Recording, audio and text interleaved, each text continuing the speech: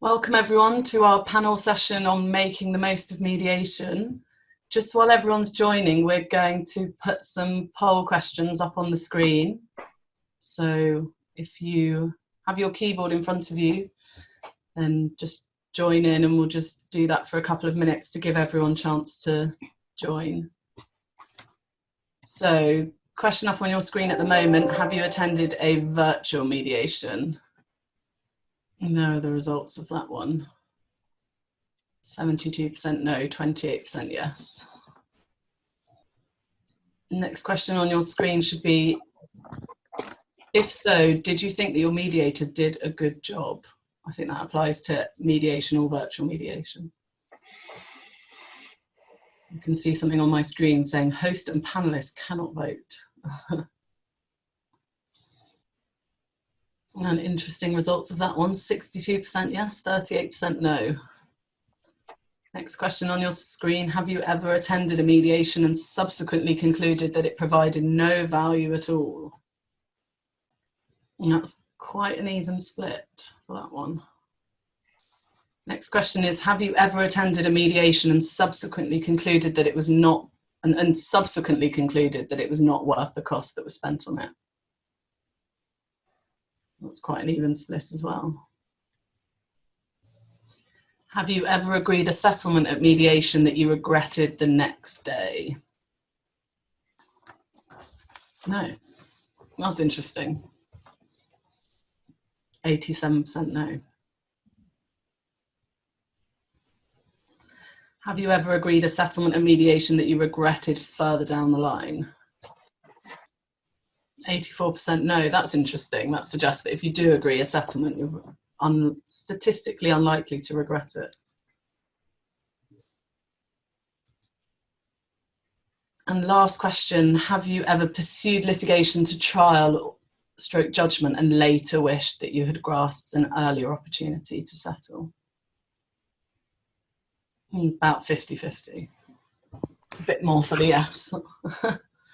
Thank you for participating in that, everyone. I think we'll get going now. I think we've got quite a few people joined us now. So welcome to our panel session on making the most of mediation. My name's Donna Newman. I'm a partner at Stephenson Harwood in our corporate and commercial disputes team. I'll just say a few words to set the scene for today's discussion, and then I will introduce our very distinguished panel. It's fair to say that in every case, there's always scope to settle. Except in the most unusual circumstances, there is almost always a discounted amount that the claimant will take so that they don't have to take the case to trial. And there's usually an amount that the defendant will pay to get rid of the claim, even if that amount is very small. And one of the principal ways of the parties exploring settlement is mediation. And the courts increasingly expect the parties to try it. Indeed, the idea that the court should be able to compel the parties to mediate before they spend further time and money taking the case to trial has been gaining momentum over the years, and it is starting to look as though the court may have those powers in the next year or two. Of course, mediation is not cheap. A mediator can cost around £2,000 to £5,000 per party. There's often significant time and legal costs in arranging it, preparing the position paper, considering the other side's position paper, preparing for the day, and attending what can be a very long day. And if it doesn't work, was that time and cost worth it, as compared to, say, the cost of sending a letter with a written offer in it, which may take an hour or two to draft and send?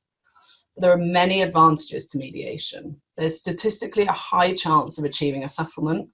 All the key people are there together in one room and are focused on the case all at the same time. There's a skilled, independent facilitator. There may be scope for an innovative solution that could not be achieved through a court judgment. It may be a way to bypass your opponent's solicitors and communicate directly with the client. And although it's expensive, it's undoubtedly much cheaper than taking a case to trial. It's also a chance to potentially improve the relationship between the parties, which may be important for future business. Today, we have gathered together some very brilliant minds who between them have a lot of experience of mediation. We are very privileged to have an opportunity to hear their insights on how to get the best from mediation. Our first panellist is John Fordham. John has been a commercial litigation partner at Stephenson Harwood since 1979. John was accredited as a mediator by CEDA in 1995 and has been mediating regularly ever since. He has conducted hundreds of mediations across the full spectrum of commercial, financial, and personal disputes. I'm going to embarrass John slightly by reading out what Legal 500 said about him last year, because I think it's important for when we come on to talk about mediators later. They said, John is an excellent mediator who exudes both gravitas and empathy during mediations. He facilitates discussion at an appropriate level and achieves settlements that at the outset seem impossible. Our second panellist is Andrew Myers. Andrew is a litigation partner at Stephenson Harwood and has acted for clients at a huge number of mediations. He has been said to fight hard but fair, and has sometimes been described in the nicest possible way as a Rottweiler. Our third panellist is the very brilliant Kate Cordery. Kate is a partner in Stephenson Harwood's commercial litigation team. Her practice has a particular focus on professional liability claims involving accountants, auditors, and tax advisors. Kate has been involved in a number of mediations, including virtual mediations. And we are extremely lucky to have with us today Malcolm Cohen. Malcolm is a chartered accountant and licensed insolvency practitioner and leads BDO's National Contentious Insolvency team. He has over 35 years experience in insolvency and restructuring and has worked extensively on complex international and cross-border fraud-related insolvencies, securing recoveries through investigation, asset tracing, and litigation. He is no shrinking violet when it comes to litigating to trial, but recognises that mediation has a very important role to play when seeking an early commercial settlement. So I'm going to ask our panel some questions that I've prepared, and then I'll move on to ask our panel whatever questions our attendees would like to ask. So as we're going along, please feel free to put questions in the Q&A function. And my colleague Chris Pettit is going to put those questions to the panel once we've done the initial session. So first question, I'm going to direct initially to John. The first question is, when is the best time to mediate and what should we be looking for in a good mediator? Good day, everyone. Thank you for joining us. There is no magic on timing. The object of setting up a mediation is to achieve a settlement and to bring the litigation to an end and to save the costs of the ongoing litigation. But it doesn't necessarily mean that one should mediate early. You can mediate too early. Very often I've heard at mediations people say, well, we can't really grapple with this issue because we haven't had disclosure of documents, or we haven't got expert evidence, expert accounting evidence. Certainly, I conducted a mediation where we ensured that the accountants for both parties were there, and indeed, very quickly, the mediation turned into a discussion between those accountants about the numbers. But even then, because only one side had put in a formal report, at that stage there was an argument about whether it was too soon to be considering those issues. As Donna has already indicated, the court is likely to become more active in bringing about a mediation. So the court will be having a say about timing, and no doubt the points I just mentioned will be put to the court when the court is considering that. Donna's second question about a mediator. I always say that the two most important things about mediation are firstly the fact that everybody relevant is effectively trapped in a building or a Zoom room these days,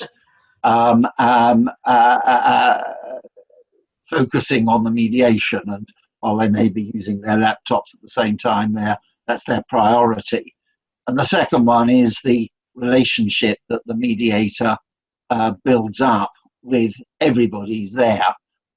True it is, it's a relatively superficial rapport, because it's probably the first and only time that the mediator will have met some of the individuals there, most of the individuals there. But for the mediator to establish that rapport right at the beginning will pay dividends down the line when the mediator may need to get a bit tough with the parties. He or she can only do that if the ground has been laid for it. That does lead to a question of whether you want a forceful mediator or a facilitative mediator, and that may depend on the strength or weakness of your case. I assume, John, that each party wants you to put lots of pressure on the other side, but not necessarily put pressure on them, and you're getting that dynamic from both sides. Yes, you have to keep assuring each room that you are, while you may be being beastly to them, you're doing exactly the same in the other room. You're being beastly to everyone. Equal beastliness. Does anyone else have any thoughts on that question about selecting a mediator? I think different disputes will require different mediators, won't there? I think there will be times that you feel your case really merits, or the outcome is most likely to be positive if you have somebody who really engages with the detail and tests the parties on their case. And there will be other times where perhaps you don't want someone to get into the nitty-gritty, and you just want someone who's going to really bash heads together to try and get a deal done. Sometimes the problem in a dispute is the other side's solicitor, who is sugarcoating his advice, is failing to see how serious the problem is, or is just simply not standing up to his client. And sometimes a well-selected mediator can speak over the solicitor directly to the client, explain the advice, and warn the client directly. And that can be very helpful to have a mediator with those skills where that is necessary. So I often select the mediator in the light of what will work best with the other side, because I think that's where the real work often is in mediation. Yeah, that's a good point. So my second question, which I think is one of the most important questions, and I'm going to ask it to Andrew because he's renowned for getting brilliant results for his clients at mediation. So Andrew, how do you make your assessment of whether there's a higher offer that the defendant would be willing to make, or how low an offer the claimant will accept? So essentially, how do you know when the other party have truly reached their absolute limit? Well, Donna, to start with, there's one way you can't tell. If the other side say, this is our final offer, that's not necessarily true. Indeed, one trick I sometimes do is say, is that really your final offer? Because if so, I think we'll need to stop the mediation now, because that won't be acceptable. And immediately they have to backtrack on their adjective final. Three ways that might indicate whether there's more. Firstly, the trajectory. If you're the claimant, the defendant offers 600,000, then 800,000, then 900,000. You don't have to be that good a mathematician to work out that the defendant's team is probably hoping to land at 950k, or if they really have to, a million.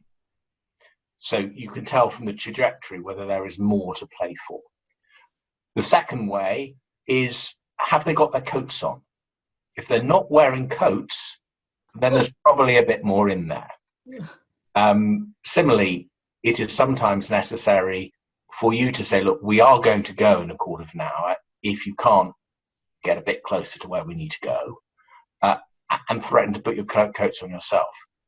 But probably the best way is to ask yourself what you would do if you were in their position. Do you have a credible plan B?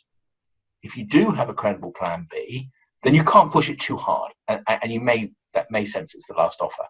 If their backs are against the wall, if they've got nowhere else to go but to settle on the best terms they can negotiate, then you probably can push them a little harder. So that's my thoughts.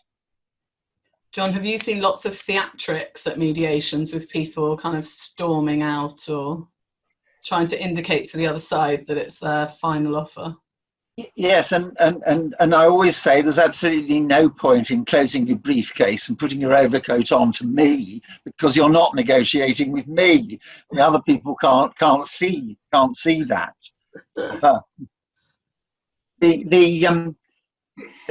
There's a mediator trick that I expect everyone knows, which works in middle range or lower range disputes. It may not work for cases that are very complex and of huge value.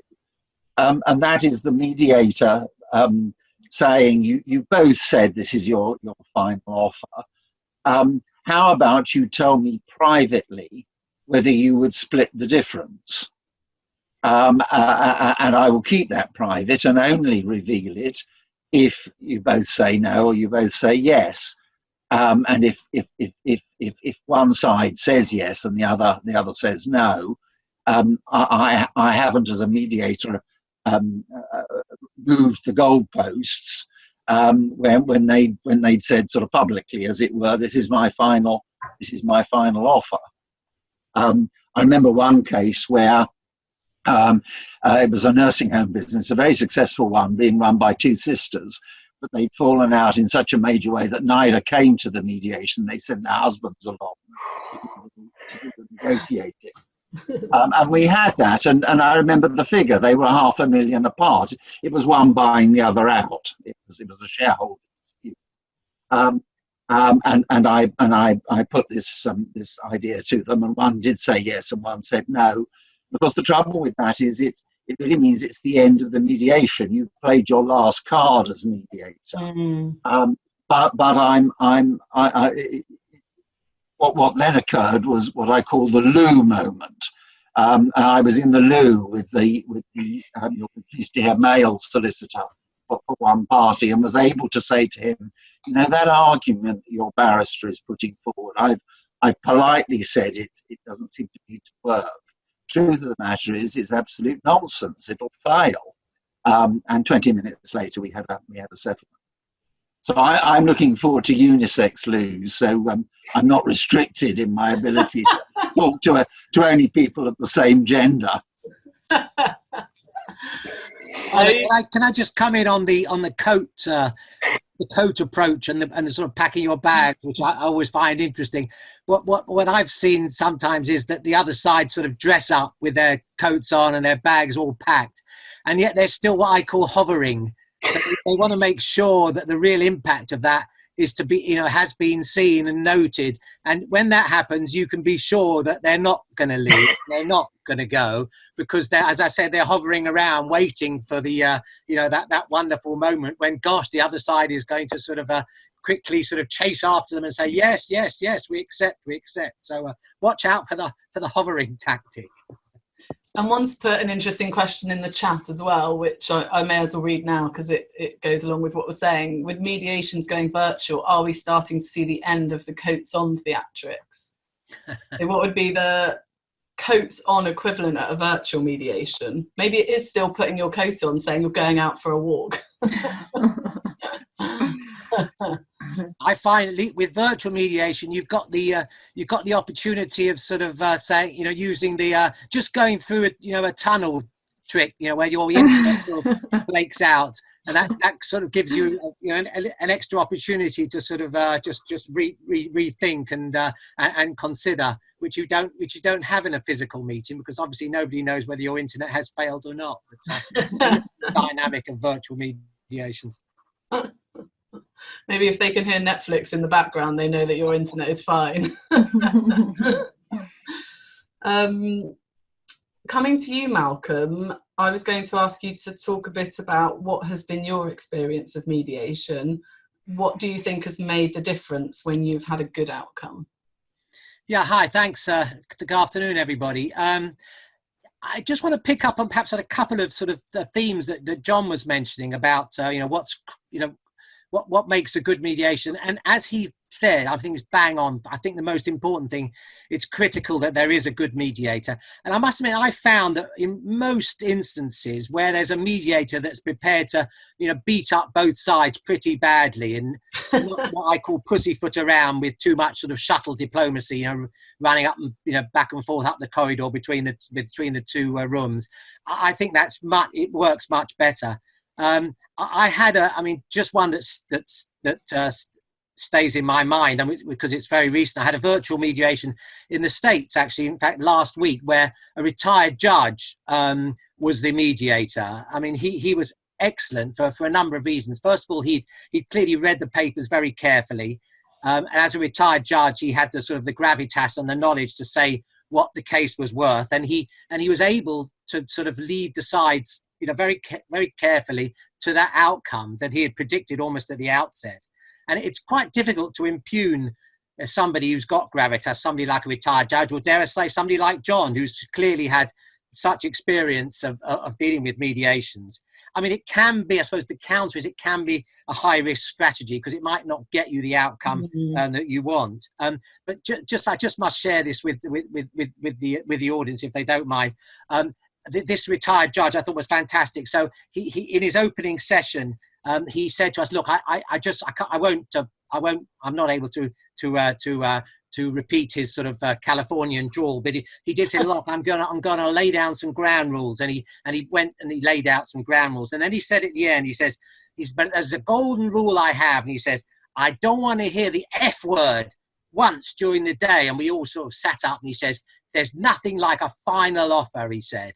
And that was his definition of an F word. And I thought that was brilliant because, I mean, the crucial thing is to get a good outcome. Both sides have got to be able to, willing to compromise and to suffer pain. And it's worth paying a top dollar to get a mediator that's going to take time to understand the case and, quite frankly, who both sides respect. And just to sort of just a quick couple of other points. Perhaps I disagree a little bit with John. I found it's good to get a mediator involved perhaps quite early on in the litigation process, particularly if it's a sort of pure business dispute. I'm an insolvency practitioner, so a lot of my cases are against crooked directors. And if you've got somebody like that on the other side, then I agree. Perhaps it's better to make sure that all the evidence, all the discovery has been shared beforehand. And in terms of getting a good outcome, I find that if you can try and, when you're sort of making offers or try and wrap it in with some science and with some rationale, so that it's not just perceived as if you're plucking figures out of the air. But clearly when you do that, you've got to make sure that you give yourself some wriggle room within that rationale. And then the final point, I think, to get a good outcome, I think perhaps the single most important point is the ability for the principals themselves to engage face to face early on. You've got to see the whites of each other's eyes. Not so easy with virtual mediations. The one in the US, unfortunately, the other side were muffled with masks because they were sitting together in a room. So that didn't actually help. But it's so important that the principals have a chance to eyeball each other and that they don't hide behind perhaps dare I say, the safety net of lawyers. If they're Stephenson Harwood, then I would never dream of saying something like that. But I think it's vitally important that the principals get together as soon as possible. And you can tell so much from body language from both sides whether there's a will to settle or not. Yeah, thank you. That's really interesting. And Kate, how do you think that differs with virtual mediations? Are they worth it, or is it better to wait until you can meet in person, particularly in the position now where it might only be a few months? And what makes the difference to getting the best result in that format? And what problems have you encountered, and how can they be overcome? I mean, I think the starting point is that I was worried that the tech wouldn't work. I think, that everyone's had Zoom calls where you sort of, can't hear each other, can't see each other, can't log on, and actually I think the tech is there and it does work quite well. And one of the things is ensuring that the client feels comfortable, that they can trust what they say to the mediator, we might come back to this, it is kept confidential and that there's no risk that it's going to be inadvertently revealed to the other side. And I definitely felt in the virtual mediations that there was that security. You did feel confident that when the mediator was in your room, that the tech was working to ensure that, you know, you weren't going to be overheard by the other side. But I think some of the things we've been talking about today about the building of the rapport and the importance of the relationship between the mediator and the parties, I think Zoom plays to different personality types. I think it's hard to build that personal relationship, and I did find, I have found with virtual mediations that is something that it lacked, that the confidence that the mediator has to build up with the parties was harder to create by the virtual platform. And also I wonder whether this idea of a mediator being able to sort of show his or her authority or get tough with the parties, how that really plays on Zoom, you know, how that lesson from the mediator really translates when you're doing it all virtually. And the other thing we talked about that I think John mentioned earlier was that sort of trapped feeling, you know, everybody, that actually sometimes some of the best results come late in the day when people have felt a sort of cabin fever, and that is an element of mediation. And again, I'm not sure that works so well with a virtual mediation, and particularly where there's an imbalance, where one party perhaps is in the office and the other is in their sitting room. You know, the one in the sitting room is really at an advantage. It doesn't have that same feeling of, you know, this is tedious now, I want to get going and let's see if we can get a deal done. So I suppose my preference remains for in-person mediations rather than virtual mediations. I don't know whether the answer is to wait. I think it's worth a go, because to my mind, a mediation isn't necessarily just about getting a settlement, but it may also be about getting information about the other party's case in a way that you wouldn't get in correspondence, and understanding really what the appetite is on the other side. And that still will come, I think, even from virtual mediation. Yeah. I had one recently where I actually felt like it was quite helpful for the client to be able to have a break, because he could go and have, you know, dinner with his wife and then just take a breather. Maybe people get a bit more rested during the day rather than having to sit in those very bright kind of law firm offices. Yeah. But if the other side is in their law firm office, there is that imbalance, isn't it? I think it's, I don't think I'd given thought in advance to that, stipulating that we were all in the same location. Donna, the last remote mediation I did, there was in one group a very dominant lawyer who had clearly told his client not to speak. There was a whole family there, and he'd clearly given them instructions not to talk. And I felt remotely I didn't get through. I didn't have a decent crack of the whip to get to talk to the client in the way I would have done in person.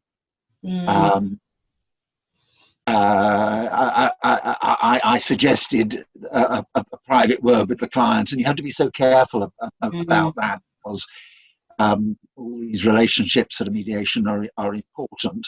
And certainly if you're going to say you're going to talk to say the client, it is probably essential to say you want to talk to each client separately, even though actually as mediator there's only one party you really want to talk to in that way, but for balance you say both.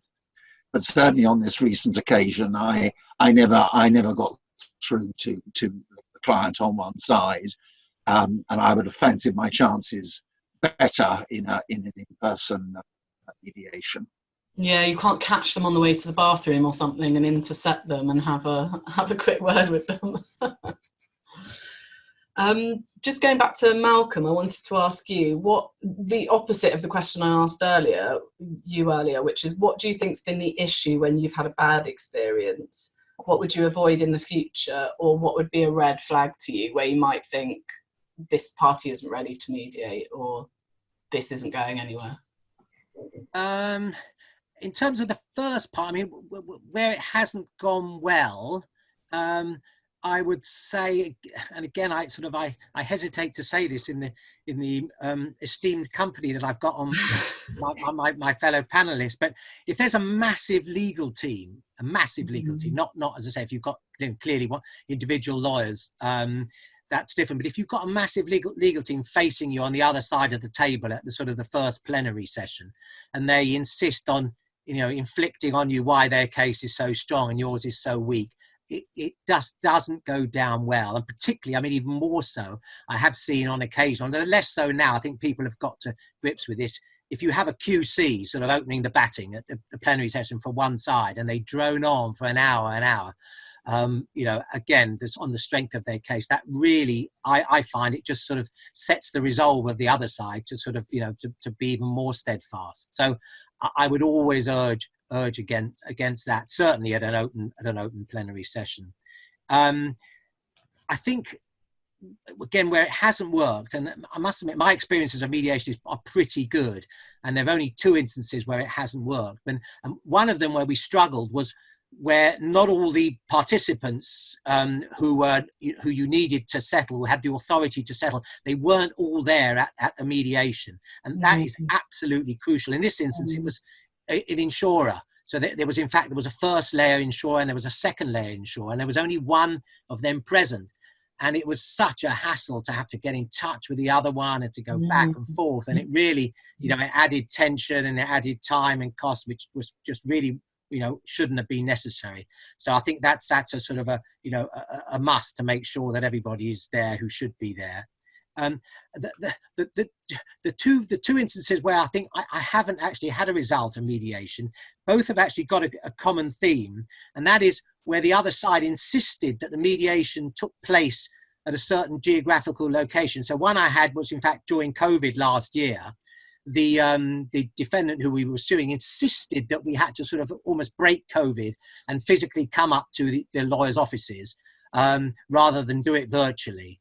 And it just didn't work. Everybody was sort of a bit reluctant to come, and there was tension, and there was people sitting in masks, some without masks, and you were hesitant to sort of be locked away with anybody in the room, and it was just a disaster. Now, hopefully, you know, in a few months' time, that'll be a thing of the past. But I think it was symptomatic of a theme. You don't want to be pushed into sort of meeting in a place where you don't want to. The other one, the only other time I think that where I failed was I was dragged actually much further a further place, almost across the globe. In a weaker moment, I actually agreed to attend. It wasn't a formal mediation; it was an informal mediation in Jakarta. Would you believe, in Indonesia? And the guy said, "Look, the only way we're going to settle is if you come out to Jakarta." And they had some lawyers out there that they wanted. They didn't want them to have to traipse all the way to London. And so I agreed, and it was a disaster. We flew for 18 hours out there. We got to the meeting. It was in a Dower hotel room. And effectively, after a few hours, you know, they offered us less than they had offered basically in writing prior to the mediation, and they just refused to go further. And I suspect that they thought that, you know, if we had traipsed halfway across the globe, that we would be so desperate to settle that we would perhaps our resolve would be weakened. But again, on the contrary, it had the opposite effect. And we didn't settle, albeit we did settle very well, actually 6 months down the line. So it's an interesting point, not one that you think of, but as I say, practically, it's really hit home to me that, you know, both sides, there's got to be a willingness, and, you know, just the location, there should be some sort of unanimity and sort of, you know, just of thinking as to where it should be, and it should give nobody sort of an unfair advantage over the other. Other than that, I suppose it's just the opposite of some, you know, the things I said in my first comment about, you know, what makes for a good mediation.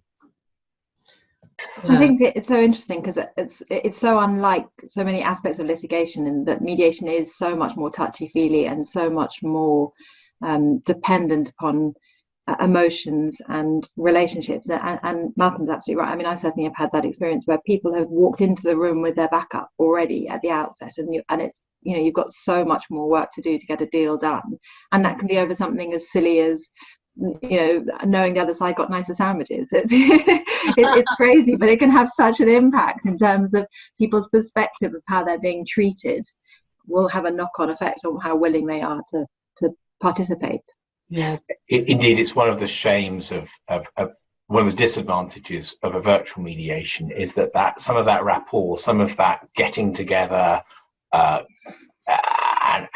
getting over the animosity is easier to do when people are just physically in the same room. and when they can have the one-to-ones on the way to the loo, whatever. I think I hear what Malcolm says. Almost universally, people say having a QC or indeed any barrister at a mediation is often a bad move, because it sets the wrong tone for what is a settlement, and because barristers are used to convincing judges. But a mediation is completely different. It's about convincing the other side and working out where your strengths and weaknesses are. So I agree, that's not a QC on doing the plenary is normally a mistake. But I do actually think that the plenary session is hugely important. And often I've achieved a good result in the evening of a mediation because the ground has been laid in the morning at the plenary session. It's a unique opportunity to speak directly to my opponent, who I may have never met, who's only heard through the lens of my opposite number. And I can speak clearly and directly at what the issues are and where their weaknesses are. And ask some difficult questions of the other side. What's your answer on this? What about that? So, although you don't want to hector them for an hour, Malcolm, I agree. I think it's important to show the other side their weaknesses at the plenary and invite them, if they do have answers, to tell us there and then what they are. You know, Malcolm saying what he said has just triggered a memory which I think I'd repressed, about going to a mediation and someone starting it with a slideshow, like a PowerPoint presentation that went on for about half an hour, and I think by the end of it we were all like, oh, no more. But actually, sometimes it can be really useful to bring things to a mediation. A key document. There was one which was all about a solicitor's negligence, where the solicitor had negligently lost us access to a quarry. And we had a little Google Earth picture of it up on the screen at the mediation. And the insurers were saying, well, why can't you have access here? And then we were able to show them that you couldn't have access because there was a 20 feet sheer drop. And sometimes a model, an illustration, a key document can make the decision maker understand they've got an issue. But no, not a half-hour show. Okay. This is my last question, but I think it's a really important one. I really want to hear the panel's insights on this one. What strategies or tricks or tactics have you seen secure a real advantage or achieve a better result? And what things do you think don't work in the way people think they will or can backfire? I think the classic one that's always talked about is, do you put your opponent in a cold room or do you make them comfortable? And I think sometimes the idea of putting them in a cold room, you think that's a good idea, but it can obviously backfire. So what do people think about that one? I have to say, we're all biased, but I actually think the firm's meeting rooms on the 4th floor of our building are wonderful, and actually I try and invite the other side to come to the room. We've got a chef who'll put on a great spread at lunch. I'll give them all the drinks they want. I make them as comfortable as they are, and that goodwill that it generates is very worthwhile. So no, give them a lovely room and a lovely lunch, and then they'll focus on the issues in the case. I think sometimes leading the charge on making the offer, I think it can sound counterintuitive. Clients can feel reluctant to be the first ones to put forward a number, but actually you set the tone or the level of where the negotiations are going to be around, and I think that can actually be a really useful trick or skill to do. There's one thing I do like to do, it's not always possible, and that is to plan the day after the mediation. Sometimes in the plenary session, I'll slam down on the table the claim form and particulars of claim signed with the issue fee check stapled to it. And I say, look, our court clerk's issuing that at 10 o'clock tomorrow morning if we don't settle. So a clear deadline, or there may be an application that you're going to issue, or a hearing coming up, or a deadline. And if the other side know that if they don't settle, they've got to go back and deal with something difficult, you will have their focus. As a mediator, John, are these tricks making your skin crawl? I've certainly seen them all, and plenty more. Can I pick up? I'm not sure how much is an answer to the question. Pick up what was said in passing by someone about the importance of authority. Not for me. It's the job of the mediator to make sure that both sides are fully authorised, as it were, and key for the parties to make sure that their opponents are that way. Mediations can be absolutely wrecked by there being a deficiency there. I recall one mediation where the lawyers had to say, "Very sorry, but I'm afraid I can't come after all." The mediation was never going to recover from that. Malcolm talked about insurers. That's a very important dimension. Often insurers won't come to the mediation, but you must have an assurance that the relevant insurers are available at all times on the telephone to give the necessary instructions and approval. It's not nearly so good as being there. You miss the dynamic of the mediation, you miss the flow, you miss the argument. But a second best, and that's what you often have to put up with insurers. It's that I remember one mediation where I think we had one of the insurers there, but the lead underwriter wasn't there, but there was a promise he'd be contacted. And guess where he was in the evening when we needed him? He'd gone to the opera. Very, very important. Can I just mention a couple? I don't want to give all my trade secrets away because I'm sort of suing as a claimant, but just a couple of things that I find works well is the good cop, bad cop routine, particularly in sort of in the open sessions. So you make sure that at least two of you from your side, and one plays the tough guy and one plays the guy that's gives a perception of being reasonable. And I think that I found that works pretty well. Which one are you? I must admit, I normally play the bad cop. I don't know. That's just me. But it's worked. It's worked well. I also like to try and make sure I do my homework if I can on the other side, and particularly on the wherewithal they've got to actually to pay out. I mean, I've often found that particularly if I'm pursuing directors, they plead poverty. So if you've done some investigation work beforehand into their assets, that helps to sort of put pay to that. And also, if you've got an insurer on the other side, it's not always possible. But if you can somehow find out the level of cover, that invariably is very, very important to know where you're going to reach a settlement. A closely guarded secret. Well, occasionally you can somehow. I won't tell you how, but occasionally you can get that out. But can I just must conclude with one, if I may. Forgive me just for indulge me a little bit on my favourite story, which actually was at Stephenson Harwood's offices, and I do recommend if you want a supply of Kit Kat bars, do make sure you hold any mediation at Stephenson Harwood's offices because they invariably have plates and plates of Kit Kat bars. But we had a great mediation. So, and the tip really is that if you get the other side, even if it's the mediator himself or if it's an open session, and the other side basically offers you an offer that is basically well above your expectation and well above your sort of bottom line. For God's sake, be like a poker player, never revert quickly. Always go back and think and spend time. I mean, we knew when the mediator came back to us and he said, look, the other side had offered X and it was way above what we had hoped for. I remember it so vividly. It was a very hot summer's evening. It was in fact the quarterfinals of Wimbledon, and Johanna Konta, bless her socks, was playing.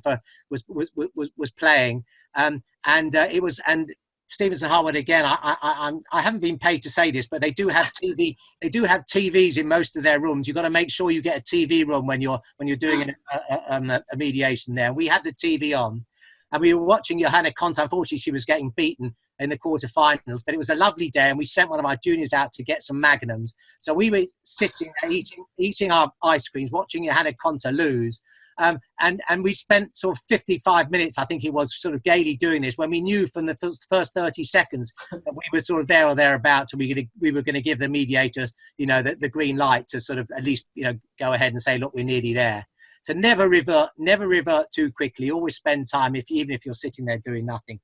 And I think, as somebody said, always start late in the day, because as the night wears on and midnight draws near, rest assured people just get fed up and they're going to settle.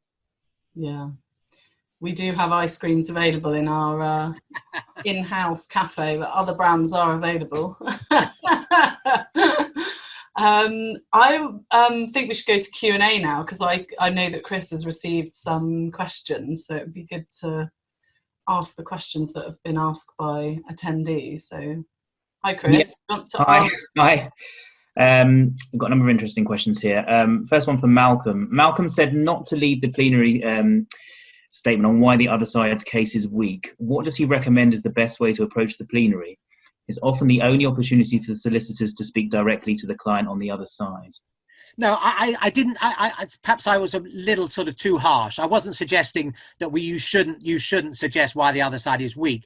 But I think where you get, as I said, a team of lawyers, and it's passed sort of from one to the other, who just, you know, basically repeat themselves about how strong their case is and how weak yours is, that really gets on certainly my wick, and I don't think it helps. But clearly, no, you're quite, and the questioner is quite right. You need to, at the plenary session, you know, have a brief resume of the sort of strong points of your case, but it should be brief, and, you know, and clearly just take out, you know, 3 or 4 main bullet points about why your case is good. I agree that does set the tone, and, you know, you say them very sternly and with a sort of very straight face. And I think, you know, that is important. If I gave the impression that, you know, that nothing should be said at the plenary session, clearly that would not be appropriate. Thanks, Malcolm. Another question here, open up to everyone. With the advent of litigation funding, CFAs, DBAs, etc., are settlements more complex at mediation given the additional skin in the game? Sounds like a good one for Andrew. Yes. One has to work out what anyone with skin needs to agree to a settlement. And if you cannot work that out at the mediation, it will fail, or it'll end in tears. So insurers there may be a fixed figure. It may be they would prepare to take less than their contractual entitlement in order to come off risks. But you need to know what you need to pay any insurer, any funder, and obviously if the lawyers are on a conditional or arrangement or DBA, what they will take. And then the client knows how much change they're going to get. And that is crucial. The client knows that figure in order to decide whether or not to accept a settlement offer. As mediator, you may find yourself mediating in one room between client and solicitor, although often you're excluded from those conversations because they consider that to be too private for the mediator to know about.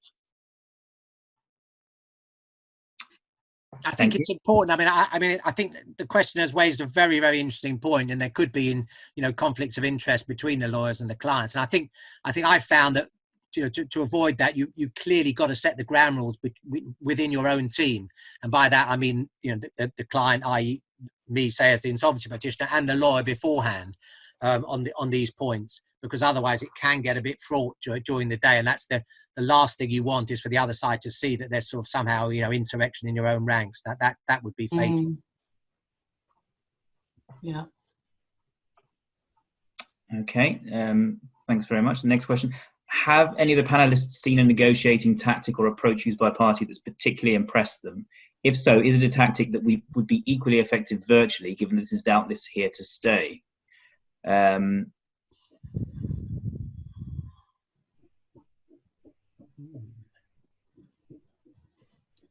That's a very good question. We were being coy about our tactics that we don't want to reveal. So. I've seen one that didn't work when the other side threatened to bring a gun to the plenary session. That didn't go down so well. I was in a mediation once with Richard Gwynne, and it is one of the most impressive things I've ever seen. the other side gave us an offer, and he said to the mediator he wanted to go back into a plenary session to reply, and he just sat them down in front of him like children and just kind of scolded them and told them that, you know, we were all grown-ups and they were acting like children and they really had to sort themselves out, and they came back to us with a very good offer after that. So I don't know if that would work every time because it might backfire, but I think it's one of the most impressive things I've ever seen. I do think also sometimes giving the parties the opportunity to speak directly to themselves. Quite often with these disputes, that relationship would have broken down such that they won't have had any contact directly with each other.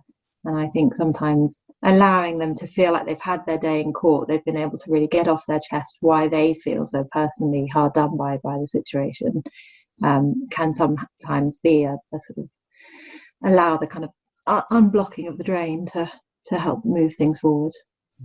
I mean, yeah, I'd endorse, Kate, exactly what you say. Again, me normally as a claimant, I think I find it so important for the principals to sort of face off against each other, so that they can see your body language when you say, you know, this is what you need to be able to settle, you know, at the mediation, and they can see your determination. You're going to take this all the way to trial, and because it comes through in every word you say, in every sort of little shake of the head or, you know, lifting of the eyebrow, and the body language, even how you sit. It's just so important, and that just gets lost, I find, at a virtual mediation. I think as well, thinking of other things that might help it settle, things that you couldn't get a judgment. So sometimes you can get away with a lower offer if you say you're going to do an agreed press statement or something like that. That can be hugely valuable to the other side, and they can be willing to knock a bit more off. If you can come up with those sorts of other things like future business, anything else, you can actually get a cheaper settlement if you're the defendant, or vice versa. On that, I always, not always, but I will often come to a mediation with a settlement agreement already drafted, but without the crucial figure in it. Not only does that save a lot of time late at night when, as you say, Malcolm, everybody's really tired and fed up, but it flushes out what we want and what we can offer. And it involves that really embarrassing situation when you've agreed the figure after 10 hours and you sort of say, oh, but we'd like confidentiality as well, or we want to settle this claim. And you will be guaranteed to irritate the other side if you raise it after you've negotiated the figure. Drafting the settlement agreement flushes out what you need. So I strongly recommend doing that. It's something I always ask the parties to do in the conversation I tend to have with the lawyers beforehand, and I say, you know, you can see, I'm going to say I've asked you to do it, so there's no perception that the side that's produced the settlement agreement is more anxious to settle.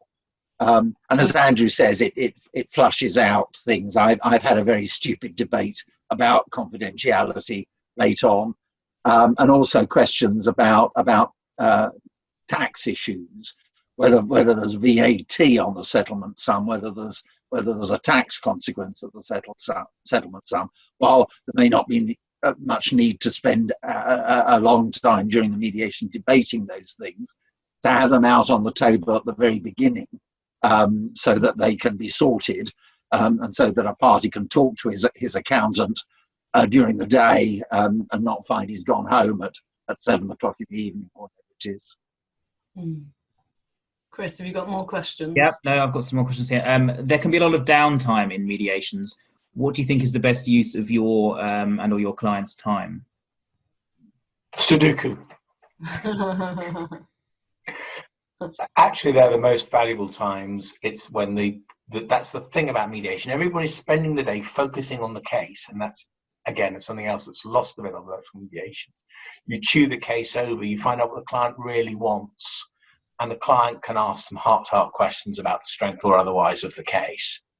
So just chatting it through is extremely helpful, I think. Thank you. another question here for all the panelists. Do you think there is any scope for introducing binding mediation rules that limit the number of lawyers who can represent a party?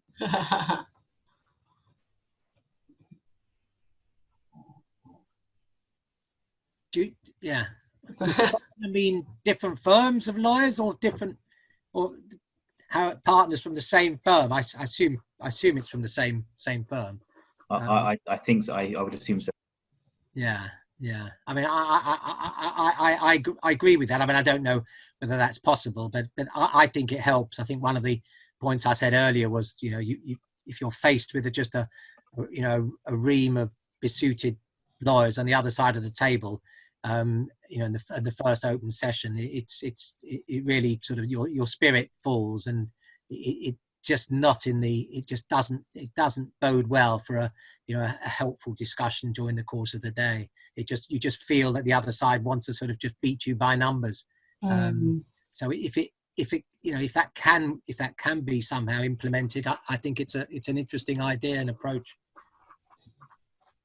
Thank you. I hope we've got time for at least one more question here. How do you try to avoid appointing a mediator who is so concerned with their own settlement statistics that they will try and force any kind of settlement regardless of how unsatisfactory it is to the parties? This is a great question.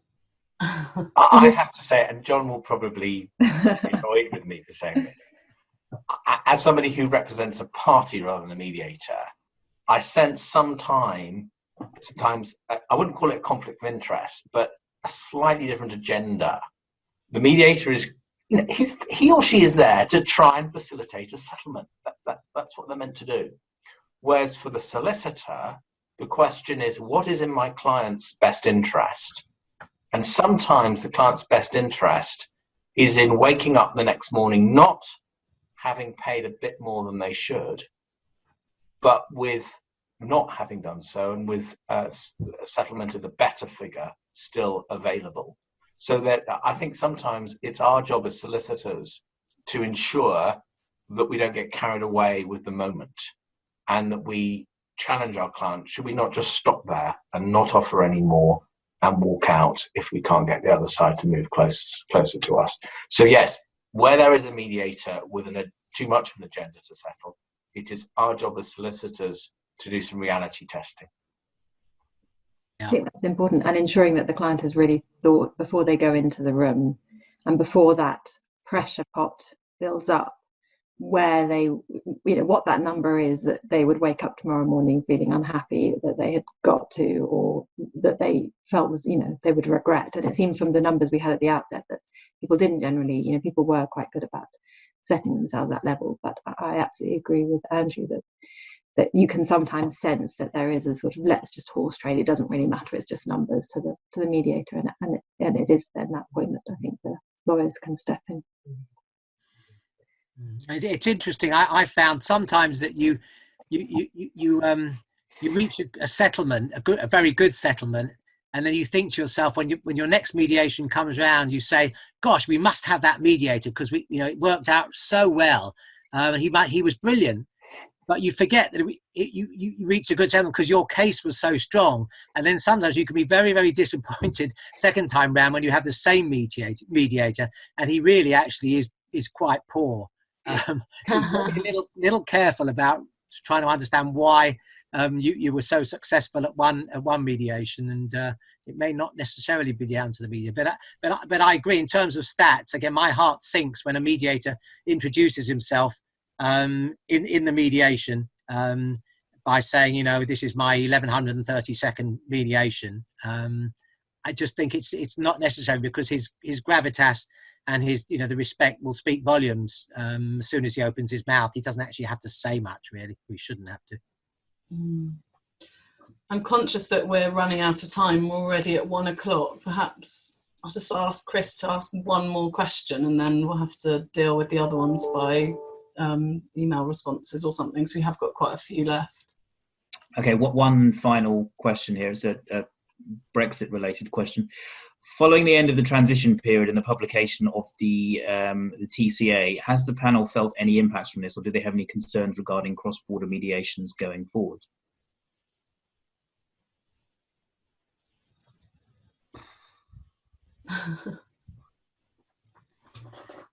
This is the bit where you want to say, sorry, we're going through a tunnel, I think.